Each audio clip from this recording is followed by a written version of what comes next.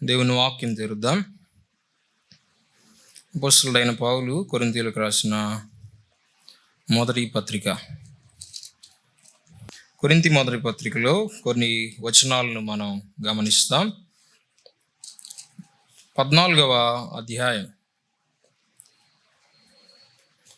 కొరింథీ మొదటి పత్రిక 14వ అధ్యాయం 40వ వచనం చదువుదాం. 14:40 39-40 కలిసి ఉన్నాయి. కాబట్టి నా సహోదరులారా, ప్రవచించుట ఆసక్తితో అపేక్షించుడి, భాషలతో మాట్లాడుట ఆటంకపరచుకుడి, కానీ సమస్తమును మర్యాదగాను క్రమముగాను జరగనీయుడి. సమస్తమును మర్యాదగాను క్రమముగాను జరగనీయుడి. పిల్లరా, మనం స్థానిక సంఘాన్ని గురించిన విషయాలు మిగతావి మనం ఆలోచించక ముందు ఈరోజు స్థానిక సంఘాలన్నిటికీ దేవుని క్రమం ఇవ్వబడింది అనే సంగతిని గురించి మనం కొంత ప్రారంభంగా గమనించబోతున్నాం. సార్వత్రిక సంఘానికి ఏ రకమైన క్రమం అవసరం లేదు. కారణం దాని యొక్క ప్రారంభం, దాని యొక్క పని, దాని యొక్క కొనసాగింపు, ముగింపు లేక భూమి మీద నుండి పైకెత్తబడి నిత్యత్వం అంతా ప్రభు ఎదుట ప్రదర్శించబడి ఉండే విషయాలన్నీ నేరుగా దేవుడే చూసుకుంటాడు. కాబట్టి ఆయన మనకు ఇలా చేయండి అని చెప్పవలసిన అవసరం ఏమీ లేదు. దాంట్లో మన బాధ్యతలు కూడా ఏమీ లేవు.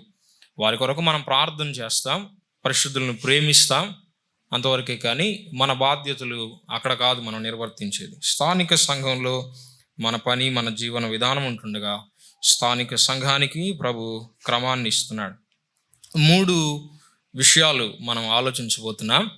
ఒకటి, సార్వత్రికంగా ఉన్న స్థానిక సంఘాలన్నిటికీ దేవుడు ఒకే క్రమాన్ని నియమించాడు అనే సత్యాన్ని మనం గమనించబోతున్నాం. రెండవది, నియమించబడిన దైవ క్రమాన్ని దేవుడు తన వాక్యంలో ప్రత్యక్షపరిచాడు అని మనం గమనిస్తాం. మూడవది, చివరిగా ముగింపులో, ఆ క్రమానికి మనం అవిధేయులమైతే వచ్చే ప్రమాదం ఎటువంటిదిగా ఉంటుంది అనేది దేవుని వాక్యంలో నుండి కూడా మనం కొంత జ్ఞాపకం చేసుకోబోతున్నాం. మనం చదువుకున్న వచనంలో సమస్తమును మర్యాదగాను క్రమంగాను జరగనీయుడి అని చెప్తున్నాడు. క్రమము అనే మాట మనం చదువుతున్నాం. ఇది ఎవరి క్రమం? ఏ సంఘానికి వారి వారి క్రమం అని కాదు, ఏ డినామినేషన్కు వారి వారి క్రమం అని కాదు, బ్రదర్ క్రమం అసలే కాదు. మనం ఇక్కడే చదవచ్చు. మనం 33వ వచనం, ఇదే అధ్యాయంలో 33వ వచనం. అలాగే పరిశుద్ధుల సంఘములన్నిటిలో దేవుడు సమాధానమునకే కర్త గాని అల్లరికి కర్త కాడు అని చదువుతున్నా. ఇక్కడ కూడా ఆ ఆర్డర్ అనే మాట ఉంది, కానీ తెలుగులో మనం చదవట్లేదు. God is a God of order and decency అని మనం NIVలో చదువుతాం. అలాగే డార్బీ ట్రాన్స్లేషన్లో కూడా మనం చదువుతాం. దేవుణ్ణే క్రమానికి కర్త అని చెప్తున్నాడు, సమాధానానికి కర్త అని చదువుతాం. అంతేకాదు, క్రమానికి కర్త అని చెప్తున్నాడు. మర్యాదగా క్రమంగా అనే 2 పదాలు 40వ వచనంలో మనం చదువుతున్నాం. వాటినే ఇక్కడ రాస్తూ దేవుడు క్రమానికి కర్త, సమాధానానికి కర్త, అల్లరికి కర్త కాడు అని చదువుతున్నా. కాబట్టి దేవుని క్రమం. 33వ వచనంలో పౌలు ఒక మాట చెప్తున్నాడు, మనం చదువుకున్నాం. తర్వాతి వచనాల్లో కూడా 37వ వచనంలో అదే సంగతిని రాస్తున్నాడు. 37వ వచనం, ఎవడైనను తాను ప్రవక్తనని అయినను ఆత్మ సంబంధినని అయినను తలంచుకునే యెడల నేను మీకు రాయుచున్నవి ప్రభు యొక్క ఆజ్ఞలని అతడు దృఢముగా తెలుసుకొనవలెను. ఈ విషయాలు ప్రభు యొక్క ఆజ్ఞలు అని చెప్తున్నాడు. కొరింథీ మొదటి పత్రికలో సంఘ క్రమాన్ని గురించి మనం చదువుతాం. ఈ విషయాలు ప్రభు యొక్క ఆజ్ఞలు అని మనం చదువుతున్నాం. చివరిలో రాసిన 2 మాటలు, మర్యాద అనే మాట, క్రమము అనే మాట. మర్యాద, డీసెన్సీ అంటే అమర్చబడినట్లుగా చూడడానికి చక్కగా కనబడే మర్యాద, డెకోరం అంటాం, కోడ్ ఆఫ్ కండక్ట్ అన్నట్లుగా చెప్తున్నాడు. తర్వాత క్రమము అనే మాట, ఇది మిలిటరీ ర్యాంకుకు సంబంధించిన పదాన్ని దేవుని ఆత్మ ద్వారా అపోస్తలుడు ఉపయోగిస్తున్నాడు. ప్రతి పరిశుద్ధుడు వారికి ఉన్న వ్యక్తిగతమైన పాత్రల్ని, వారికి ఉన్న స్థానాల్ని వారు ఎరిగిన వారై ఆ బాధ్యతల్ని, పాత్రల్ని నిర్వర్తించాలి అని మనం అర్థం చేసుకుంటాం.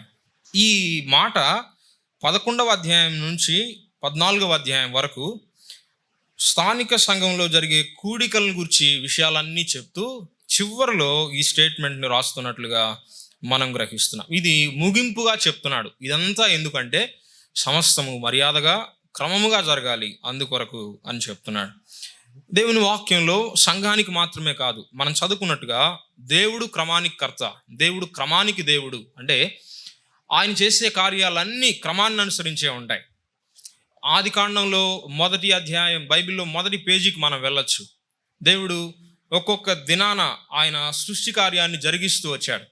మొదటి దినం ఆయన వెలుగును కలుగజేశాడు. రెండవ దినం జలాల్ని, నీటిని ఆయన వేరుపరిచాడు, క్రింది జలాలు పై జలాలు. ఒకే రోజు అవన్నీ చేయొచ్చు కదా, కానీ క్రమంగా జరిగిస్తూ వచ్చాడు. ప్రతిరోజు వాటన్నిటిని సబ్సిక్వెంట్గా 24 గంటలుగా ఒక్కొక్క దినాన్ని ఆయన నియమించి జరిగిస్తూ వచ్చాడు. ప్రతి వారానికి 7 దినాల్ని ఆయన నియమించాడు. 6 దినాలు పని జరిగించాడు. చివరి దినాన మానవుని ఆయన సృజించాడు. ఇద్దరిని ఒకేసారి తయారు చేయొచ్చు కదా, కాదు. మొదట ఆదామును ఆయన తయారు చేశాడు. ఆదాముకి ఆయన ఒంటరిగా ఉండుట దేవునికి ఇష్టం లేదు, అది దేవుని సంకల్పం కాదు, కాబట్టి అది మంచిది కాదు. కాబట్టి సహకారిగా ఉండడానికి ఆయన స్త్రీని తయారు చేశాడు. కాబట్టే తర్వాత ఆయన తయారు చేశాడు. వారికి ఆయన ఒక్కొక్కరిని ఒక్కొక్క బాధ్యతల్ని ఆయన వారికి అప్పగించాడు. ఆదామునేమో శిరస్సుగా ఉంచాడు పురుషుని, ఆమెనేమో సహకారిగా ఉంచాడు. వారిద్దరిని ఏదెను తోటలో ఉంచాడు. కారణం ఏంటి? ఆ ఏదెను క్రమంగా ఉండాలి. అక్కడ ఉన్న జంతువులు కానీ, అక్కడ ఉన్న వృక్షాలు కానీ, వాటన్నిటి పని ఆయన వారికి అప్పగించినట్లుగా మనం చూస్తాం. దేవుని సృష్టి కార్యాన్ని చూస్తున్నప్పుడు దేవుని శక్తిని, ప్రభావాన్ని చాలాసార్లు చూస్తాం. అంత మాత్రమే కాదు, కానీ దేవుని పరిపూర్ణత దాంట్లో మనకు కనబడుతుంది. ప్రెసిజన్, కరెక్ట్గా ఏది ఎక్కడ ఎంతవరకు అంతవరకు ప్రభు వాటిని జరిగిస్తూ వచ్చినట్లుగా మనం చూస్తాం. సృష్టిలో ఏది కూడా దానికి నియమించబడిన కక్షను దాటడం లేదు, మనం గమనించవచ్చు. ఇవన్నీ కూడా దేవుడు క్రమానికి దేవుడు అనే సత్యాన్ని మనకు జ్ఞాపకం చేస్తున్నాయి. చివరి పుస్తకానికి మనం వచ్చినప్పుడు ప్రకటన గ్రంథంలో కూడా 7 బోరలు మనం చూస్తాం, 7 పాత్రలు మనం చూస్తాం. దేవుడు తీర్పును కూడా ఆయన క్రమంగా జరిగిస్తున్నాడు. తీర్పు ఒకేసారి విధించవచ్చు కదా, కాదు. ఆయన ముందే ఎప్పుడు ఏది, దేని తర్వాత ఏది జరగాలో నియమించి వాటన్నిటిని భవిష్యత్తులో వాస్తవికం చేయబోతున్నాడు. వాటన్నిటిని కార్యరూపానికి తీసుకొని రాబోతున్నాడు.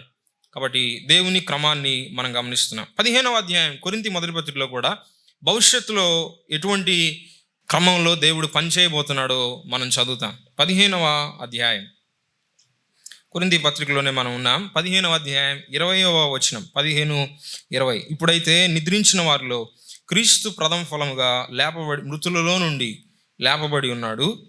మనుష్యుని ద్వారా మరణం వచ్చును కనుక మనుష్యుని ద్వారానే మృతుల పునరుత్థానం కలిగెను. ఆదామునందు అందరూ ఎలా మృతి పొందుచున్నారో అలాగనే క్రీస్తునందు అందరూ బ్రతికింపబడుదురు. తర్వాత గమనిస్తాం, ప్రతి వాడును తన వరుసలోనే బ్రతికింపబడును. ప్రథమ ఫలం క్రీస్తు, తర్వాత క్రీస్తు వచ్చినప్పుడు ఆయన వారు బ్రతికింపబడుదురు. అటు తరువాత ఆయన సమస్తమైన ఆధిపత్యమును, సమస్తమైన అధికారమును, బలమును కొట్టివేసి తన తండ్రి అయిన దేవునికి రాజ్యము అప్పగించును. అప్పుడు అంతము వచ్చును. ప్రథమ ఫలం క్రీస్తు. పునరుత్థాన వరుసలో అందరూ లేస్తారు, కానీ ప్రతివాడు తన వరుసలో అని చెప్తున్నాడు. మృతుల పునరుత్థానాన్ని గురించి చెప్తూ ప్రతివాడు తన వరుసలో బ్రతికించబడతాడు అని చెప్తున్నాడు. అటు తర్వాత అని 24వ వచనంలో క్రమం ప్రకారం దేవుడు పనిచేస్తున్నాడు అని చదువుతున్నాం. 25వ వచనం, ఎందుకనగా తన శత్రువులందరినీ తన పాదముల క్రింద ఉంచు వరకు ఆయన రాజ్య పరిపాలన చేయుచుండవలెను. 26 మరలా, కడపట నశింపజేయబడు శత్రువు మరణం. ఈ విషయాలన్నీ ఒకటి మొదట, ఒకటి తర్వాత, ఒకటి కడపట అని చెప్తున్నప్పుడు దైవ క్రమాన్ని మన ఎదుటికి దేవుడు తీసుకొని వస్తున్నాడు. 27వ వచనం, ఇప్పుడు దైవ త్రిత్వంలో కూడా క్రమం ఉంది అని మనం గమనిస్తున్నాం. దేవుడు సమస్తమును క్రీస్తు పాదముల కింద లోబరిచి ఉంచెను. సమస్తమును లోబరచబడి ఉన్నదని చెప్పినప్పుడు ఆయనకు సమస్తమును లోబరిచిన వాడు తప్ప సమస్తమును లోబరచబడి ఉన్నదని సంగతి విషితమే. మరియు సమస్తమును ఆయనకు లోబరచబడినప్పుడు దేవుడు సర్వముకు నిమిత్తము కుమారుడు తనకు సమస్తము లోబరిచిన దేవునికి తానే లోబడును అని చదువుతున్నా. ఎంత క్రమబద్ధంగా దేవుడు పనిచేస్తున్నాడో భవిష్యత్తులో ఆయన పని చేయబోతున్నాడు కూడా. పాత నిబంధనలో దేవుని కార్యాలను వేటిని మనం గమనించినా కూడా దేవుని క్రమాన్ని మనం తేలిగ్గా గుర్తుపట్టచ్చు. ఉదాహరణకి నిర్గమకాండం 25వ అధ్యాయంలో దేవుని ప్రజల మధ్యలో దేవుడు నివాసం ఉండడానికి ప్రత్యక్ష గుడారాన్ని నిర్మించమని మోషేకు తెలియజేసినట్లుగా మనం చదువుతున్నాం. ఆ గుడార నిర్మాణ విషయంలో మోషే, నాకు ఇంత విస్తీర్ణంలో ఇంత ఎత్తులో గుడారం కావాలి అని కొద్ది వివరాలు చెప్పడం కాదు. ఏ విషయాన్ని మోషే యొక్క చేతికి ఆయన అప్పగించకుండా, మోషే యొక్క మనస్సుకు పని పెట్టకుండా, మోషే యొక్క నేర్పరితనానికి వీలు లేకుండా సమస్తాన్ని ఆయనే డిజైన్ చేసి వాటి వివరాలన్నింటినీ మోషేకు తెలిపినట్లుగా మనం చూస్తున్నాం.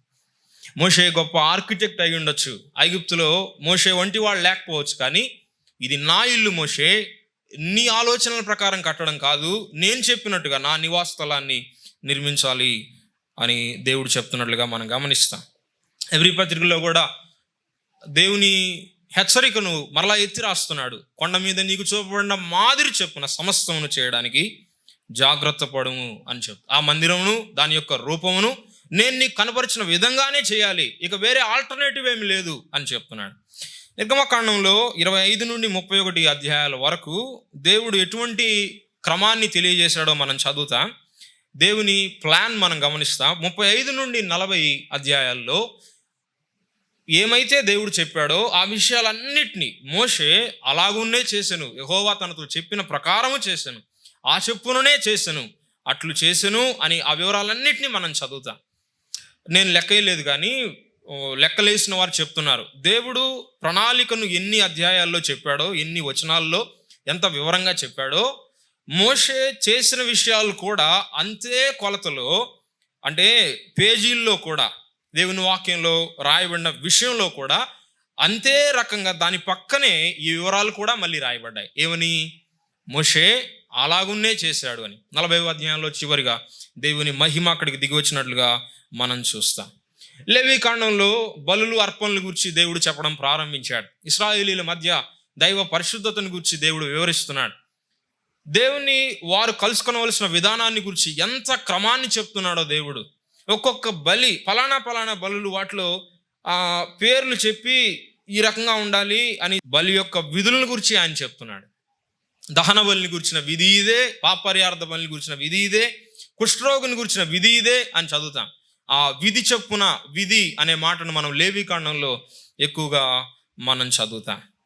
లా ఆఫ్ ద ఆఫరింగ్స్ మనం గమనిస్తాం. కాబట్టి దేవుని విశ్వం అంతట్లో కూడా విషయాలన్నీ క్రమంగా నడుస్తున్నాయి. దేవుడు వాటన్నిటినీ క్రమం చెప్పునే జరిగిస్తున్నాడు. మనం వేటిని గమనించినా సరే, ఇశ్రాయేలుని చూడండి, వారితో ఆయన డీలింగ్స్ మనం గమనిస్తాం. వారిని ఆయన ప్రస్తుతం ప్రక్కన పెట్టలేదు. రోమాపత్రిక 9, 10, 11 అధ్యాయాలు వారితో భవిష్యత్తులో ఆయన పని జరిగించబోతున్నాడు అనే సత్యాన్ని మనకు తెలుపుతున్నాయి. సృష్టి కానీ, చరిత్ర కానీ, ఇశ్రాయేలీలు కానీ, పాత నిబంధన గుడారం కానీ, మనమున్న ప్రపంచము కానీ, అలాగే మన కుటుంబాలు కానీ, కుటుంబాలకు కూడా దేవుడు క్రమాన్ని నియమించాడు. అట్లయితే దేవుడు ఈ విషయాలన్నిటికీ క్రమాన్ని నియమించినప్పుడు స్థానిక సంఘానికి క్రమాన్ని నియమించకుండా ఉంటాడా? ఏమాత్రం కాదు. సంఘంలో కూడా దేవుడు తన క్రమాన్ని నియమించాడు.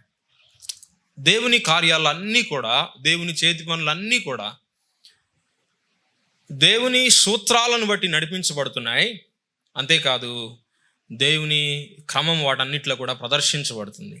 అలాగైతే క్రొత్త నిబంధన సంఘంలో కూడా దేవుడు తన క్రమాన్ని ఈ సంఘకాలం అంతట్లో ఇది ముగించబడేంత వరకు కూడా అన్ని జాతుల్లో, అన్ని తరాల్లో, అన్ని ఖండాల్లో, అన్ని సాంప్రదాయాల్లో ఉన్న ప్రజలు స్థానిక సంఘాలుగా వారు ఎక్కడ కూడి వచ్చినా సరే ఒకే రకంగా కొనసాగడానికి సరిపోయిన క్రమాన్ని దేవుడు తన వాక్యంలో ఆయన అనుగ్రహించాడు. ఇది దేవుని క్రమం యొక్క నియామకం.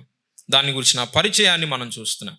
ఇప్పుడు స్థానిక సంఘాలకు దేవుడు క్రమాన్ని నియమించాడు. కొరింథీ మొదటి పత్రికలోనే మనం గమనిస్తాం. చూడండి, కొరింథీ మొదటి పత్రిక 1వ అధ్యాయం 2వ వచనంలో మనం చదువుతున్నాం. కొరింథీ మొదటి పత్రిక 1:2 కొరింథీలోనున్న దేవుని సంఘమునకు, అనగా క్రీస్తు యేసునందు పరిశుద్ధపరచబడిన వారై పరిశుద్ధులుగా ఉండటకు పిలువబడిన వారికిని మనకును ప్రభువుగా ఉన్న మన ప్రభువైన యేసుక్రీస్తు నామమున ప్రతి స్థలములో ప్రార్థించు వారికి అందరికీ శుభమని చెప్పి వ్రాయున్నది అని చదువుతున్నా.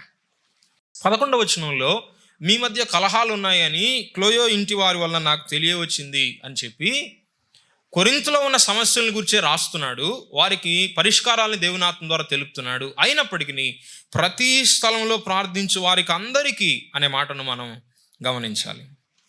ఈ పత్రిక ప్రతి స్థలంలో ప్రార్థించే వారికి, ప్రతి స్థలంలో ఉన్న సంఘాలకు అని మనం గమనిస్తున్నాం. 4వ అధ్యాయం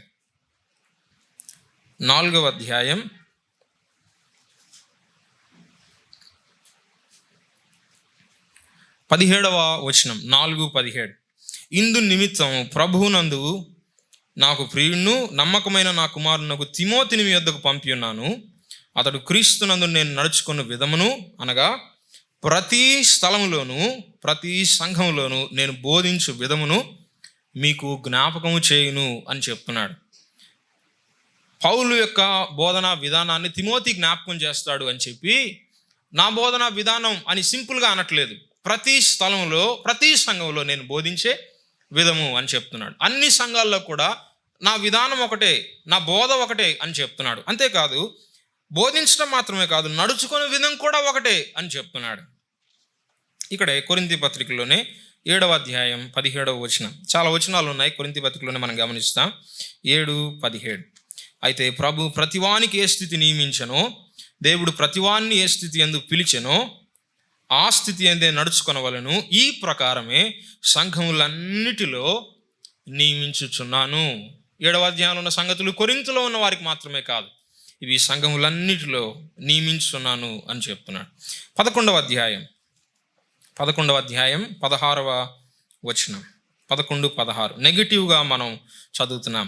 ఎవడైనను కలహప్రియుడుగా కనబడిన యెడల మాలోనైనను దేవుని సంఘములోనైనను ఇట్టి ఆచారం లేదని వాడు తెలుసుకొనవలెను అని చెప్తున్నాడు.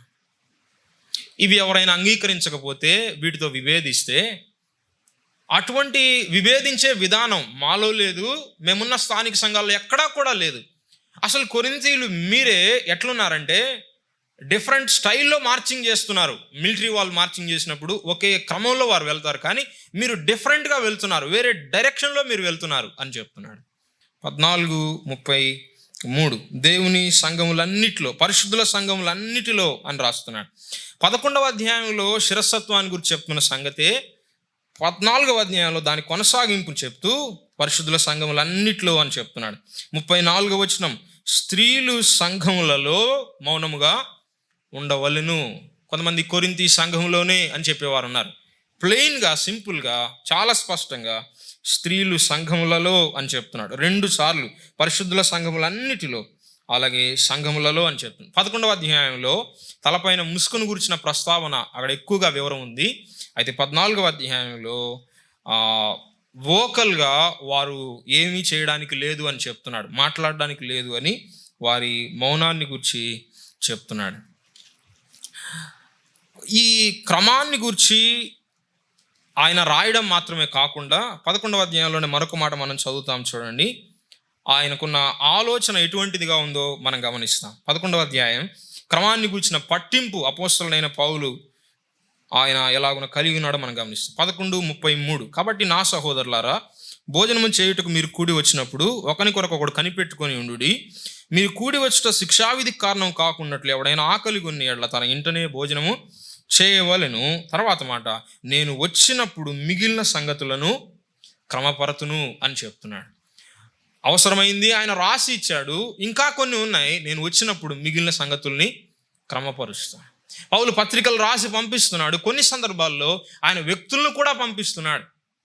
తిమోతిని కొరింథుకు పంపించాడు, ఎఫెసుకు కూడా ఆయన పంపించినట్లు మనం చూస్తాం. 1వ అధ్యాయం తిమోతి 1వ పత్రికలో మనం గమనిస్తాం. తీతు పత్రికలో మనం చదువుకున్నాం, క్రేతులో నిన్ను విడిచి వచ్చి తిని అని చెప్తున్నాడు. కారణం, విషయాలన్నీ క్రమపరచబడాలి. రోమాపత్రిక 10వ అధ్యాయంలో ఇశ్రాయేలీయులు రక్షణ పొందవలన అభిలాష అని చెప్తున్నాడు. రక్షించబడడం వరకు మాత్రమే కాదు, రక్షించబడిన తర్వాత స్థానిక సంఘాలు వారు కూడి రావడం ప్రభువైన యేసుక్రీస్తు నామములో, అంతవరకే కాదు, మిగిలిన విషయాలన్నీ, కూడికలు కానీ అక్కడ జరిగే విషయాలు కానీ జీవన విధానం కానీ ఇదంతా కూడా దేవుని క్రమాన్ని అనుసరించిందై ఉండాలని ఆయన ఆశపడుతున్నాడు. అసలు ఈ పత్రికనే మనం గమనిస్తున్నప్పుడు 1వ అధ్యాయం నుండి ఆయన కొన్ని విషయాలను క్రమపరుస్తూ వచ్చాడు. 1వ అధ్యాయంలో సువార్త యొక్క క్రమాన్ని మనం గమనిస్తాం. తర్వాత 2-3 అధ్యాయాల్లో బోధ యొక్క క్రమాన్ని మనం గమనిస్తాం. 5-6 అధ్యాయాల్లో సంఘంలో క్రమశిక్షణను గురించి మనం చదువుతాం. ప్రభురాత్రి భోజనం 11వ అధ్యాయంలో మనం చదువుతున్నాం. దానిని గురించిన క్రమాన్ని మనం గమనిస్తాం. 11వ అధ్యాయంలో అలాగే 14వ అధ్యాయంలో శిరస్సత్వం యొక్క క్రమాన్ని మనం చదువుతున్నాం.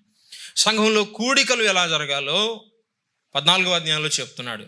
ఒక్కొక్కరు ఎలాగో పని చేయాలో 12వ అధ్యాయంలో చెప్తున్నాడు. సంఘంలో నిధులు, ఫండ్స్, ఫైనాన్షియల్గా మనము ఎందుకు గ్యాదర్ చేయాలో, వాటిని ఎలా ఉపయోగించాలో 16వ అధ్యాయంలో చదువుతున్నాం. కాబట్టి ఈ పత్రికలన్నిట్లో కూడా దేవుని క్రమాన్ని మనం గమనిస్తాం. క్రొత్త నిబంధన పత్రికలన్నీ మనం గమనిస్తున్నప్పుడు వాటిలో స్థానిక సంఘ క్రమాన్ని కూర్చిన వివరాన్ని మనం కొంత చదవగలం. తర్వాత ఈ క్రమాన్ని గురించిన ప్రత్యక్షత దేవుడు ఇస్తున్నాడు. పౌలు రాస్తున్నాడు, కానీ పౌలుకి ఇవి ఎక్కడివి?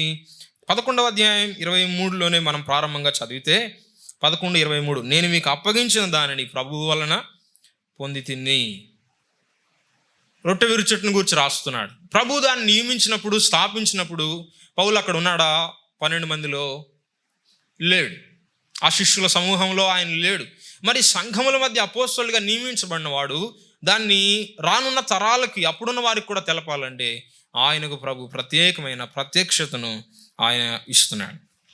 14వ అధ్యాయంలో కూడా 14వ అధ్యాయం 11వ అధ్యాయంలో ప్రభువు వలన అని చెప్తున్నప్పుడు, తిరిగి లేచిన ప్రభువు వలన, ఆరోహణమై పైకి వెళ్ళిన ప్రభువు వలన నేను పొంది తిని అని, సంఘానికి శిరస్సు అయిన ప్రభువు వలన పొంది ఇవి మీకు ఇస్తున్నాను అని చెప్తున్నాడు.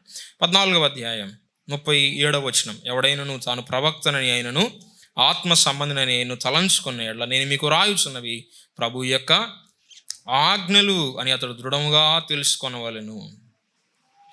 ఎవడైనా తెలియని వాడైతే తెలియని వాడుగానే ఉండనిమ్ము అని చెప్తున్నాడు. ఇవన్నీ నేరుగా ప్రభు యొద్ద నుండి పొందినవి. మీలో ఎవరైనా పాటించకపోతే, మీకు ఒకవేళ ఇష్టం లేకపోతే ఎవరితో సమస్య పెట్టుకుంటున్నారు? నాతో కాదు, నేరుగా దేవునితోనే అని చెప్తున్నాడు.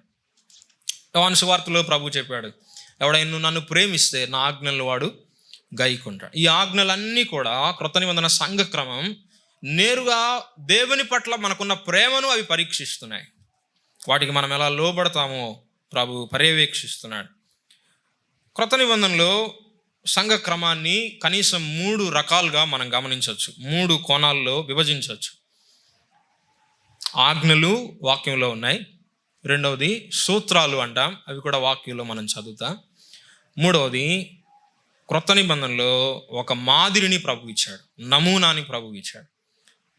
ప్రిసెప్ట్స్ అంటాం, ఆజ్ఞలు వాక్యంలో ఉన్నాయి, ప్రిన్సిపల్స్ సూత్రాలు ఉన్నాయి, అంతేకాదు ప్యాటర్న్ కూడా దేవుడు ఇచ్చాడు. ఈ 3 కూడా జీవం గల దేవుని సంఘంలో జనులు ఎలాగ ప్రవర్తించాలో మనకు తెలుపుతాయి. పనిచేసేవారైతే మనం ఎలా కట్టాలో, కట్టే ప్రతివాడు ఎలా కట్టాలో దేవుని వాక్యంలో బ్లూ ప్రింట్ ప్రభు మనకి తెలుపుతున్నాడు. ఈ 3 మనం సామాన్యంగానే గమనిస్తాం. ఆజ్ఞలు అంటే స్పష్టంగా చెప్పబడినవి, ప్రత్యామ్నాయాలు ఏవి లేవు. అవునంటే అవును, అలాగే అంటే అలాగే, ఇక దాంట్లో రాజీ ఉండదు, దాంట్లో మార్పులు ఏవి ఉండవు, అవి ఏవి మార్చబడేవి కావు. ఉదాహరణకి 11వ అధ్యాయంలో తలపైన ముసుగుని గురించి మనం చదువుతున్నప్పుడు, స్త్రీలు తలపైన ముసుగు వేసుకుంటే మంచిది అని చెప్తున్నాడా? వేసుకుంటే వేసుకోవచ్చు అని చదవం మనం, కానీ వేసుకొనవలెను అని చదువుతాం. 14వ అధ్యాయంలో మౌనంగా ఉండే విషయంలో, అంటే అక్కడ ఉన్నాయి కాబట్టి చదువుకున్నాం కాబట్టి జ్ఞాపకం చేస్తున్నా, మౌనముగా ఉండవలెను అని ఆజ్ఞాపూర్వకంగా చెప్తున్నాడు. 14వ అధ్యాయంలో మనం చదువుతాం. 14వ అధ్యాయంలో ఆ వచనం ఒకసారి తిప్పుదాం చూడండి. 14:34, స్త్రీలు సంఘములలో మౌనంగా ఉండవలను, వారు లోబడి ఉండవలసిందే కానీ మాట్లాడుటకు వారికి సెలవు లేదు, ఈలాగు ధర్మశాస్త్రమును చెప్పుచున్నది అని చదువుతున్నా. ధర్మశాస్త్రంలో ఎక్కడుంది ఆ వచనం? ఎక్కడైనా వచనం ఉందా? వచనం ఏమి లేదు, కానీ సూత్రం, ఆదికాండం నుంచి ఉన్న సూత్రం, దేవుని సూత్రం ఏంటంటే దేవుడు వారికి ఉపదేశించడానికి అవకాశం ఇవ్వలేదు. వారిని ప్రవక్త పని చేయడానికి కానీ, వారిని ఏలుబడి చేయడానికి కానీ, రాజరికపు పనికి కానీ దేనికి దేవుడు నియమించలేదు. అదే క్రొత్త నిబంధనలో రాస్తూ ధర్మశాస్త్రం కూడా చెప్తుంది అని ఒక సూత్రాన్ని గురించి ఇక్కడ ఆయన జ్ఞాపకం చేస్తున్నాడు. తర్వాత రెండవది సూత్రములు ఉంటాయి అని మనం చెప్పుకున్నాం. ఆజ్ఞలు, ఇటువంటి ఆజ్ఞలు ఉన్నాయి సంఘ క్రమానికి సంబంధించి. అన్ని ఆజ్ఞల్లోనే చెప్పాడా దేవుడు అంటే కాదు, కొన్ని సూత్రాలను కూడా వాక్యంలో మనం గమనిస్తాం. సూత్రాలు అంటే ఇవి మన సామాన్యమైన ప్రవర్తనకు ఇవి మార్గదర్శకాలు, దేవుని దిశానిర్దేశాలు. ఉదాహరణకి అన్ని విషయాల్లో దేవుడు క్రీస్తు ప్రభుకి మొదటి స్థానం ఇస్తున్నాడు. కాబట్టి సంఘంలో ప్రభు యొక్క ప్రాముఖ్యతను మనం గమనించాలి. సంఘంలో మనం కూడి వచ్చినప్పుడు ప్రభు మన మధ్య ఉంటాడు అని మనం దేవుని వాక్యంలో గ్రహిస్తున్నాం. దాన్ని మనం చూపించడానికి సూచ్యప్రాయంగా మనం ఆదివారం చుట్టూ మనం చేరి వస్తున్నాం. ఇలా ఎక్కడైనా ఆజ్ఞ ఉందా? లేదు. కానీ ప్రభు మా మధ్య ఉంటాడు. ఒక వ్యక్తి మాకు ప్రాముఖ్యం కాదు, వాక్యం వినడానికి మేము రావడం లేదు, ప్రభువును జ్ఞాపకం చేసుకోవడానికి వస్తున్నామని మధ్యలో ఉన్న రొట్టెను పాత్రను మనం చూపిస్తున్నాం. ఆదివారం రొట్టె పాత్రతో పాటు కానుకలను కూడా మనం టేబుల్ మీదే పెడుతున్నాం. ఎందుకు? మనం ఇచ్చేది ఏదైనా సరే అది దేవునికి అర్పిస్తున్నాం. అది ఫైనాన్షియల్ థింగ్స్ అయినా సరే దేవునికి ఇస్తున్నాం. ఇది ఒక అర్పణ కాబట్టి దాంట్లో భాగంగానే అక్కడే మనం ఉంచుతున్నాం. ఇటువంటివి సూత్రాలు మనం గమనించవచ్చు. దేవుని వాక్యంలో సేవ ఉంది, ఆరాధన ఉంది. కానీ ప్రతిసారి సేవ ముందు కాదు, ఆరాధన ముందు, ఆరాధన తర్వాతే సేవ. ఇది ఒక సూత్రం. ఇటువంటి సూత్రాలు వాక్యంలో మనం చూడొచ్చు. కొరింథీ పత్రికలో కూడా సూత్రాలు ఎటువంటిగా ఉంటాయో మనం కొన్ని వచనాలు చదువుతాం. 7వ అధ్యాయం కొరింథీ పత్రిక యొక్క ఆర్డర్ని మనం గమనిస్తే మొదటి అధ్యాయాల్లో సరికాని విషయాలను ఆయన ఖండిస్తూ వచ్చాడు, క్రమపరుస్తూ వచ్చాడు, రాంగ్ థింగ్స్. తర్వాతి అధ్యాయాల్లో సరైన విషయాలే, వాటిని ఎక్కడెక్కడ మార్పులు చేయాలో అక్కడ ఆయన వారిని క్రమపరుస్తూ వస్తున్నాడు. సరైన విషయాలే సరికాని పద్ధతిలో జరుగుతున్నాయి తర్వాతి అధ్యాయాలు. అయితే 7, 8, 9 అధ్యాయాలు మాత్రం, మధ్యలో ఉన్న అధ్యాయాలు, ఈ అధ్యాయాలు స్పష్టత లేకుండా ఉన్న విషయాలను గురించి ఆయన రాస్తున్నాడు. 7వ అధ్యాయంలో 37, 38 వచనాలు. ఎవడైనా తన కుమార్తెకు పెళ్లి చేయని అవసరం లేక ఉండి అతడు స్థిరచిత్తును తన ఇష్ట ప్రకారం జరప శక్తి గలవాడినై ఆమెను వివాహం లేకుండా ఉంచవాలని తన మనస్సులో నిశ్చయించుకున్న ఎడల బాగుగా ప్రవర్తించున్నాడు. కాబట్టి తన కుమార్తెకు పెళ్లి చేయవాడు బాగుగా ప్రవర్తించున్నాడు, పెళ్లి చేయని వాడు మరి బాగుగా ప్రవర్తించున్నాడు అని చదువుతున్నాడు. ఇది ఒక సూత్రం వివాహాన్ని గురించి. ఈ అధ్యాయం అంతట్లో కూడా ఇటువంటి సూత్రాలే మనం చూస్తాం. 8వ అధ్యాయం 8, 13. కాబట్టి భోజన పదార్థముల వల్ల నా సహోదరునికి అభ్యంతరం కలిగిన ఎడల నా సహోదరునికి అభ్యంతరం కలుగజేయకుండుటకై నేను ఎన్నటికి నీ మాంసము తినను. 7వ అధ్యాయంలో వివాహం, 8వ అధ్యాయంలో విగ్రహార్పితమైన ఆహార పదార్థాన్ని గురించి చెప్తున్నాడు. విగ్రహార్పితమైన భోజనాలను గురించి, విగ్రహములకు బలర్పించిన వాటిని గురించి 8వ అధ్యాయం. 9వ అధ్యాయం సువార్థికుల పోషణను గురించి చెప్తున్నాడు. 9వ అధ్యాయం 12వ వచనం, 9, 12.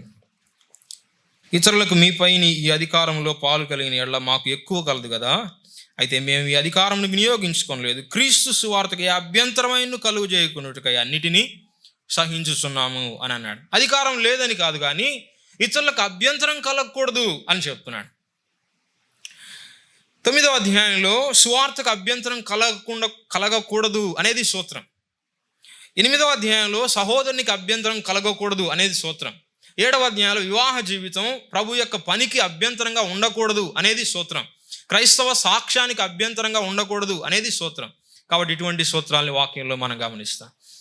ఏది కూడా ఒకదానికొకటి వ్యతిరేకంగా ఉండవు, ఒకదానికొకటి సహకరించేవిగా ఇటువంటి సూత్రాలు వాక్యంలో ఉన్నాయి. తర్వాత ప్యాటర్న్, ఒక మాదిరిని కూడా క్రొత్త నిబంధనలో మనం గమనిస్తాం. ఎక్కువగా సంఘ క్రమానికి సంబంధించిన విషయాలు నమూనా లేకపోతే మాదిరిగా ప్రభు మనకిచ్చాడు. ఆదివారం కూడి రావడం, దాని యొక్క నమూనాను అపోస్తల కార్యాల్లో మనం చూస్తున్నాం. ఎవరైనా మాకు ఆజ్ఞను చూపించండి, ఆదివారం మాత్రమే అనే ఆజ్ఞను చూపించండి అంటే మనం చూపించలేం. దేవుడు పాజిటివ్గా ఒక నమూనాను మనకు చూపిస్తున్నాడు.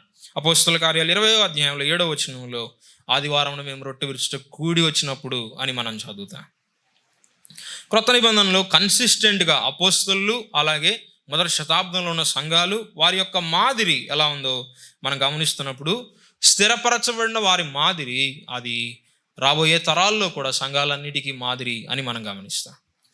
2వ అధ్యాయంలోనే ఎవరైనా ఒకవేళ 2:42 నుంచి మీరు చెప్తున్నారు కదా, అపోస్తల బోధ, సహవాసం, రొట్టె విరుచుట, ప్రార్థన గురించి చెప్తున్నారు కదా. 2వ అధ్యాయం 45వ వచనం ఒకసారి చదువుతాం చూడండి. 2:45. ఇదియుగాక వారు తమ చరస్థిరాస్తులను అమ్మి అందరికి వారి అక్కర కొలది పంచిపెట్టిరి అని చదువుతా. తమకు కలిగిందంతా సమష్టిగా ఉంచుకొని తమకు కలిగిన వాటిని చరస్థిరాస్తులను పంచిపెట్టిరి అని చదువుతున్నాం. ఇది కూడా మీరు పాటించాలి అని చెప్తే అపోస్తల కార్యాల్లో ఇది తర్వాతి అధ్యాయాల్లో వారి మాదిరిగా మనం చూడం. ఇది ప్రారంభ సమయాల్లో ఇది ఉంది, కానీ తర్వాత దీన్ని మనం చూడం. నుంఫా వారి ఇంట్లో ఉన్న సంఘం అని చెప్తున్నాడు, ఇల్లు అమ్మలేదు. అకుల ప్రిస్కిల్ల వారికి కూడా ఇల్లుంది. ఫిలోమోను ఆయనకు కూడా ఇల్లుంది అని మనం చదువుతున్నాం. కాబట్టి కన్సిస్టెంట్గా అపోస్తల కార్యాల్లో అలాగే పత్రికల్లో కూడా క్రమబద్ధంగా ఏ విషయాలను అయితే ఆచరిస్తూ వచ్చారో వాటిని సంఘానికి నమూనాగా ప్రభు మనకిచ్చాడు. సంఘ క్రమాన్ని గురించి ఈ విషయాలన్నింటిలో మనం రాబోయే దినాల్లో కొన్ని విషయాలు జ్ఞాపకం చేసుకోబోతున్నాం. వాటిలో కొన్ని మాత్రం జ్ఞాపకం చేసుకొని మనం ముందుకు సాగుతాం. స్వయం ప్రతిపత్తి కలిగిన సంఘాలు అంటాం. Principle of autonomy. స్థానిక సంఘాలకు, ఏ స్థానిక సంఘానికి ఆ స్థానిక సంఘమే అది ప్రత్యేకంగా ఉంది. దానికి నేరుగా ప్రభు శిరస్సు, ఇతరులు ఎవ్వరికి వారు బాధ్యులు కాదు, నేరుగా ప్రభుకే బాధ్యులు అని చెప్పే సత్యం అది. స్థానిక సంఘాల మధ్య పైన నిర్వహించే జనరల్ బాడీ ఏది లేదు. ఏ స్థానిక సంఘం ఆ స్థానిక సంఘానికి అది ప్రత్యేకమైనది, నేరుగా ప్రభువుకే లెక్క అప్పచెప్తుంది. ఇక ఎవరి ఆజమాయిష్ కింద ఉండదు అనేది ఈ క్రమం మనకి దేవుని వాక్యంలో కనిపిస్తుంది. కొరింథీయులు వారికి దేవుని ఆత్మ ద్వారా పౌలు పత్రిక రాస్తున్నాడు. మొదటి శతాబ్దంలో అపోస్తల అధికారం ఉంది, కానీ తర్వాత ఆ స్థానిక సంఘము వారు ఏమైనా చేస్తే వారి తప్పులకి వారే నేరుగా ప్రభు యొద్ద లెక్క చెప్పాలి. ప్రకటన గ్రంథంలో 2-3 అధ్యాయాల్లో స్పష్టంగా మనం గమనిస్తాం. 7 దీపస్తంభాలు అని చెప్తున్నాడు. ఒకే ప్రాంతంలో ఉన్న 7 వేరువేరు దీపస్తంభాలు అని చెప్తున్నాడు. ఎఫెసులో ఉన్న వారికి దేవుని ఆత్మ ఒక సందేశాన్ని పంపిస్తున్నాడు. మీకున్న మొదటి ప్రేమను మీరు వదిలిపెట్టారు, ఫలానా విషయాలు మీలో ఉన్నాయి, ఫలానివి లేవు అని చెప్తున్నాడు. ఇప్పుడు ఎఫెసులో ఉన్న వారు శ్రద్ధ తీసుకోకపోతే తుయితైరలో ఉన్న వారికి ఏ సంబంధం లేదు, దాంతో వారికి ఏ బాధ్యత లేదు, వారికి ఏ హక్కు లేదు అడగడానికి కానీ చేయడానికి కానీ. ఇది మనకు కొన్నిసార్లు అన్కంఫర్టబుల్గా ఉండొచ్చు, కానీ ఇదే క్రొత్త నిబంధన క్రమం. కాబట్టి స్థానిక సంఘాల మధ్య స్వయం ప్రతిపత్తిని మనం చూస్తాం. నేరుగా ప్రభువుకి లెక్క అప్పచెప్పాలి అనే సంగతిని మనం గమనిస్తాం. సంఘాల మధ్య యేసుక్రీస్తు ప్రభు యొక్క ప్రభుత్వాన్ని మనం చూడొచ్చు. ఆయన శిరస్సుగా ఉన్నాడు, ఆయన సంఘాలకు ప్రభువుగా ఉన్నాడు. Principle of authority. ఎవరికి అధికారాలు లేవు, యేసుక్రీస్తు ప్రభువుకి తప్ప, మానవులకి ఆయన నుండి పొందినవి తప్ప మిగతా ఏ అధికారాలు ఎవరికి లేవు. ఆయన తన అధికారాన్ని తన వాక్యంతో ఆయన మన మధ్య దాన్ని జరిగిస్తాడు. 3 రకాలుగా చెప్పచ్చు. సంఘానికి శిరస్సు ప్రభువు, సంఘానికి ఆయన పరిపాలన జరుగునట్లుగా మనకు చూపించే దేవుని వాక్యం, మనల్ని నియంత్రించేవాడు, నడిపించేవాడు సంఘయుగంలో దైవతృత్వంలోని 3వ వ్యక్తి పరిశుద్ధాత్ముడు. ఈయన భూమి మీద ఉన్నాడు. కాబట్టి ఆ విషయాల్ని మనం గమనించవచ్చు. సంఘంలో దైవికమైన పరిపాలన ఉంది, దేవుని ప్రభుత్వం ఉన్నది. ఆదికాండంలో 28వ అధ్యాయంలో ఇది దేవుని మందిరమే అని చెప్తున్న దగ్గర పరలోకపు గవిని ఇదే అని చెప్తున్నాడు. తర్వాత మనం స్పష్టంగా దాన్ని గురించి వింటాం. దేవుని పరిపాలన, మనం రక్షించబడి సంఘంలో చేర్చబడినప్పటి నుండి నేను యేసుక్రీస్తు ప్రభుత్వం కిందికి వస్తున్నాను. వ్యక్తిగతంగా మాత్రమే కాదు, సంఘం కూడా యేసుక్రీస్తు ప్రభు యొక్క ప్రభుత్వం కిందికి వస్తుంది. ఆ విషయాల్ని మనం పత్రికల్లో గమనించవచ్చు. ఇవన్నీ పవిత్రమైన దేవుని ఆజ్ఞలు. వాటిని మనం జాగ్రత్తతో చేయాలి అని విశ్వాసంతో కూడిన హృదయం వాటిని అంగీకరిస్తుంది.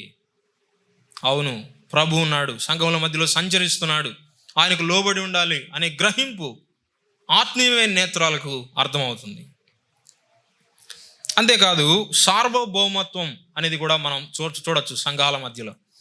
ఎవరు సార్వభౌములు? ప్రభు మాత్రమే. ఏ ఒక్క వ్యక్తి కాదు. చాలా అవసరాలు ఉన్నాయి, చాలా పనులు ఉన్నాయి.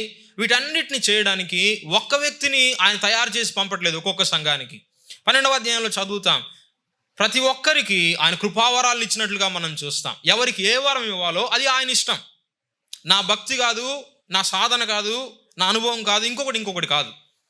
ప్రపంచంలో సంఘాల్లో ఉన్న అవసరతలన్నింటినీ తీర్చడానికి సరిపోయిన సమర్థుడు ఏ ఒక్క వ్యక్తి లేడు ఎక్కడా కూడా. కాబట్టి సంఘం అంతటి యొక్క అభివృద్ధి కొరకై ఆయన సంఘం అంతటికి వరాలు ఇస్తున్నాడు. ఈ వరాల విషయంలో ఎవరి ఎన్నిక లేదు, ఎవరి చాయిస్ లేదు, ఎవరి ఎంపిక లేదు. మొత్తం ఆయనదే. ఆయన సార్వభౌమత్వాన్ని మనం గమనిస్తాం. అంతేకాదు 11వ అధ్యాయంలో శిరస్సత్వం యొక్క క్రమాన్ని మనం చూస్తాం. దేవుడు, క్రీస్తు, పురుషుడు, స్త్రీ అనే ఒక క్రమాన్ని మనం చూస్తున్నాం. శిరసత్వాన్ని గురించి కూడా మనం తర్వాత వింటాం. పరిశుద్ధత యొక్క క్రమం లేకపోతే పరిశుద్ధత సూత్రాన్ని మనం చూడొచ్చు. సంఘంలో దేవుని పరిశుద్ధతను కాపాడే వారంగా మనం ఉండాలి. దాని విషయంలో బాధ్యత మనకు అప్పగించబడింది.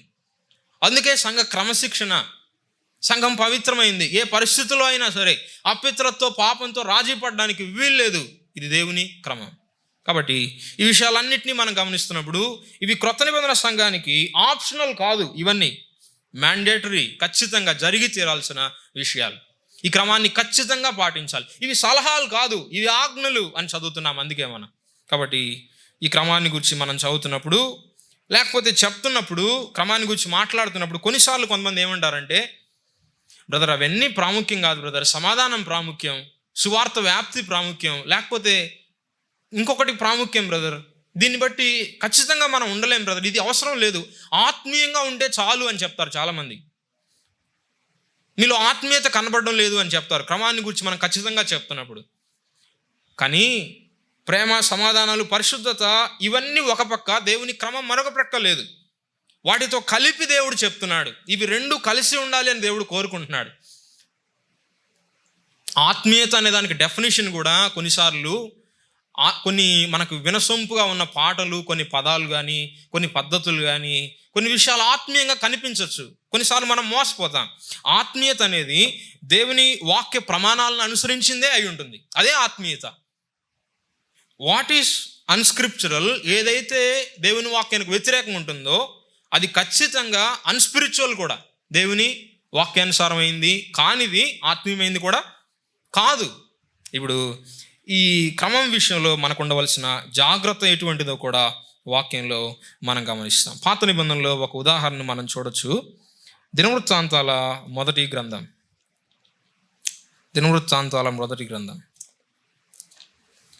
13వ అధ్యాయం. దినవృత్తాంతాల మొదటి గ్రంథం 13వ అధ్యాయం 3వ వచనం నుంచి మనం చదవచ్చు. మన దేవుని మందసమును మనలా మన యొద్దకు కొని వత్తము రండి. సౌలు దినములలో దాని యొద్ద మనం విచారణ చేయకే ఉంటిమి. ఈ కార్యము సమాజకులందరి దృష్టికి అనుకూలమైన కనుక జనులందరూ ఆ ప్రకారం చేయదమనుకునేది. కాగా దేవుని మందసమును కిర్యత్యారీము నుండి తీసుకొని వచ్చుటకు దావీదు ఐగుప్తు యొక్క షీహోర్ నది మొదలుకొని హమాతునకు పోవు మార్గం వరకు నుండి ఇశ్రాయేలులందరినీ సమకూర్చెను.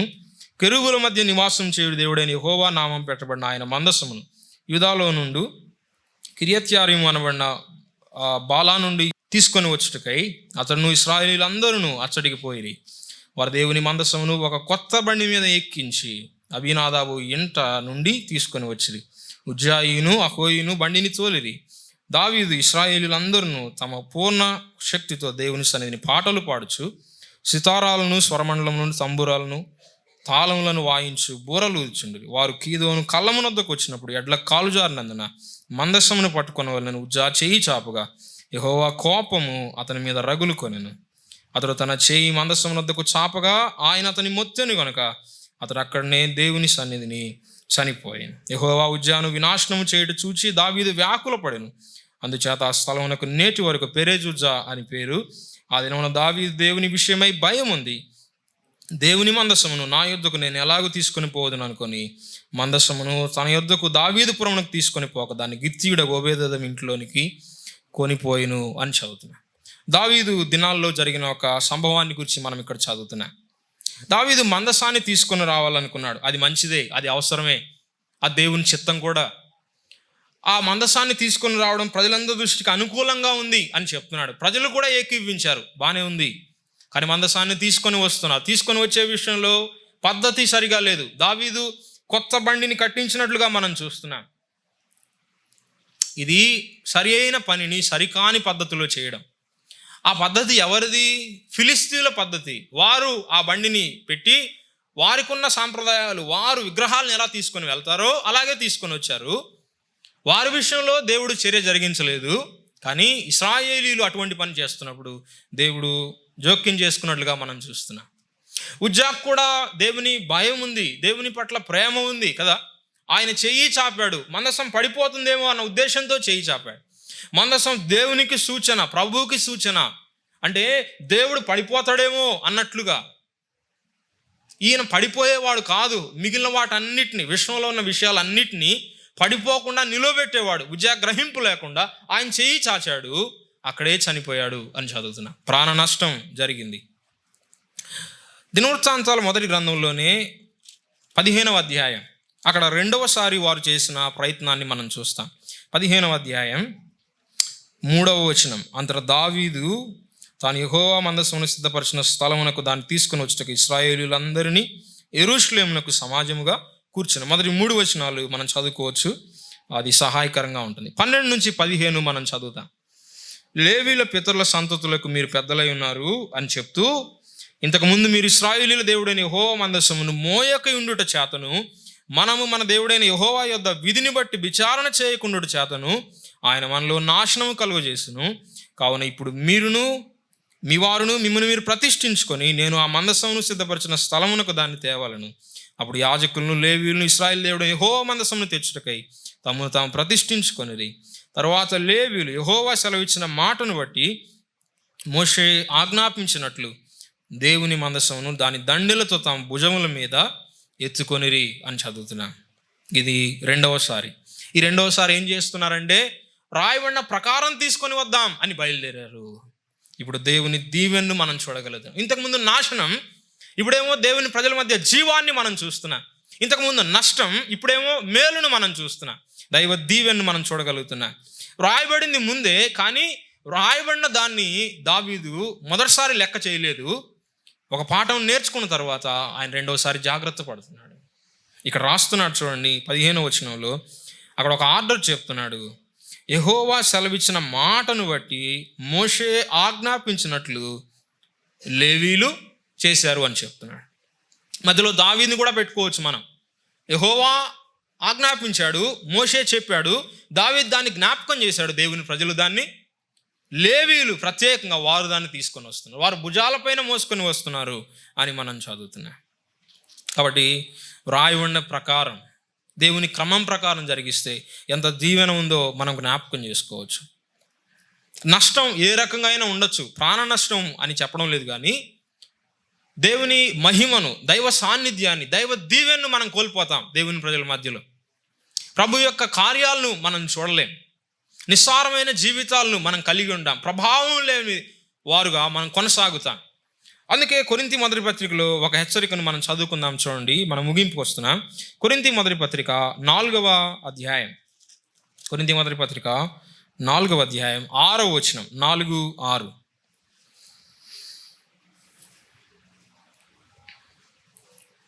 సహోదరులారా, మీరు మమ్మును చూచి లేఖనములో యందు రాసి ఉన్న సంగతులను అతిక్రమింపకూడదని నేర్చుకొని అని చదువుతున్నా.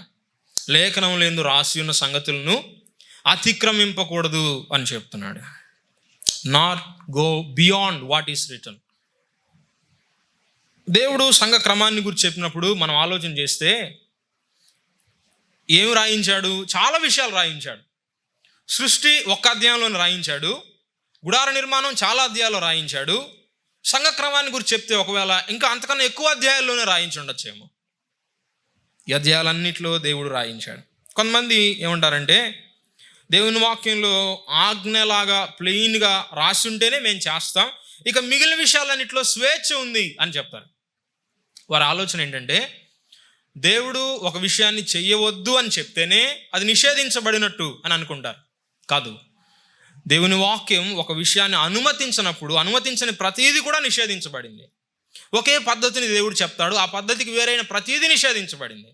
చెప్పని ప్రతి విషయం నిషేధించబడింది. చెప్పని విషయాలను జోడించడానికి మనకు అధికారం లేదు. ఉదాహరణకి బాప్తిసం విషయంలో చూడొచ్చు. కొంతమంది పెళ్ళిళ్ళ కొరకు బాప్తిసాలు చేస్తారు. దేవుని వాక్యంలో ఎక్కడైనా చెప్పి ఉందా? అటువంటి క్రమం ఎక్కడైనా ఉందా? లేదు. కాబట్టి మనం చేయకూడదు. అది నిషేధించబడింది, అది అనుమతించబడనిది. కాబట్టి ఈ విషయాల పట్ల మనం జాగ్రత్త వహించాలి.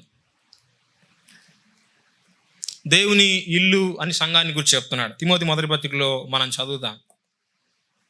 చాలా విషయాలు, చాలా పోలికలు సంఘానికి ఉన్నప్పటికీ దేవుని ఇల్లు అని చెప్తున్న దాంట్లో దేవుని ఇంట్లో దేవుని క్రమం ప్రాముఖ్యమైనది. మన ఇంట్లో విషయాలన్నీ మనకిష్టం వచ్చినట్లుగా మనం చేసుకుంటాం. అది మన ఇష్టం, మనం నియమించుకున్న క్రమం, మన ఆలోచనలు. కానీ దేవుని ఇంట్లో దేవుని క్రమం చెల్లాలి. కారణం, మనకన్నా ఆయన జ్ఞానవంతుడు, అంతేకాదు అది ఆయన ఇల్లు కాబట్టి అక్కడ ఏం చేయాలో ఏం చేయకూడదో మనకన్నా ఎక్కువగా ఆయనకు బాగా తెలుసు. ఆయనకు మనకన్నా సరైన విధానం ఉంది అని మనం గ్రహిస్తాం. ఈ విషయాల గురించి మనం ఆలోచన చేస్తున్నప్పుడు చాలాసార్లు మానవ జ్ఞానం దీని విషయంలో పోటీకి వచ్చేదిగా మనం చూస్తాం. ఒకే ప్రశ్న, దేవుని జ్ఞానమా లేకపోతే మానవ జ్ఞానమా? దేవుడు ఈ యుగంలో తరాలన్నిటికీ సరిపోయిన క్రమాన్ని సంఘానికి నియమించాడు. అది సరిపోయిన క్రమం. దాని విషయంలో మనం ఏ ప్రత్యామ్నాయాల్ని ఆలోచించాల్సిన పని లేదు. ఆ క్రమం దేవుని స్వభావాన్ని, దేవుని జ్ఞానాన్ని ప్రత్యక్షపరుస్తుంది. అయితే మానవ జ్ఞానం ప్రతిసారి దేవుని కన్నా నాకు ఎక్కువ తెలుసు అన్నట్లుగా, నాకు స్వేచ్ఛ ఉంది అన్నట్లుగా ప్రతి తరంలో కూడా మానవ జ్ఞానం కనిపిస్తుంది. నాదాబు అబీహులు అన్యాగ్నిని తీసుకొని వచ్చారు, వేరొక అగ్ని, వారు శిక్షించబడ్డారు. దావీదు ఎడ్ల బండిని కట్టినట్టుగా మనం చూస్తున్నాం. అక్కడ దేవుని తీర్పును మనం చూస్తున్నాం. శిక్షావిధికి లోనైనట్టుగా మనం చూస్తున్నాం. క్రొత్త నిబంధనలో కూడా అటువంటివి మనం గమనించవచ్చు. రాజుల గ్రంథాల్లో అన్య దేవతలను తీసుకొని వచ్చిన రాజుల్ని మనం చూస్తున్నాం. వారందరి విషయంలో దేవుడు వారిని అసహించుకున్నాడు. కాబట్టి స్థానిక సంఘ క్రమాన్ని గురించి మనం ఆలోచన చేస్తున్నప్పుడు దేవుని క్రమం ప్రాముఖ్యమైంది. విషయాలు చేయడం మాత్రమే కాదు, క్రమం ప్రాముఖ్యమైంది అని మనం గ్రహిస్తాం. ఆరాధన మంచిదే, సేవ మంచిదే, వాక్య పరిచర్య మంచిదే, కానీ ఈ విషయాలన్నీ కూడా దేవుని క్రమంలో జరుగుతున్నాయా లేవా? నా ఫోన్ నెంబర్లో అంకెలన్నీ అవే అంకెలు ఉపయోగించండి. స్థానాలు మార్చండి, మొదటిది చివర పెట్టండి. ఎన్నిసార్లు ప్రయత్నించినా ఏమైనా ప్రయోజనం ఉందా? లేదు. దేవుని క్రమం విషయంలో ఒకవేళ కొన్నిసార్లు పూర్తిగా అన్ని విషయాలు తెలియకపోవచ్చేమో, కానీ దైవిక క్రమాన్ని, దేవుణ్ణి గౌరవించి క్రీస్తు నామం యొక్క మహిమార్థమై, దేవుని ప్రజల క్షేమం కొరకై, లోకుల రక్షణ కొరకై పాటించాలనే స్పష్టమైన తీవ్రమైన అపేక్ష మనకుంటే, పరిశుద్ధమైన ఆశ మనకుంటే, ప్రభు మనకు దాన్ని తెలియపరుస్తాడు. మన మధ్య తన కార్యాలను ఆయన జరిగిస్తాడు. ప్రభు మనల్ని దీవిస్తాడు. అలా ఉండడానికి ప్రభు మనకి సహాయం చేయనుగాక.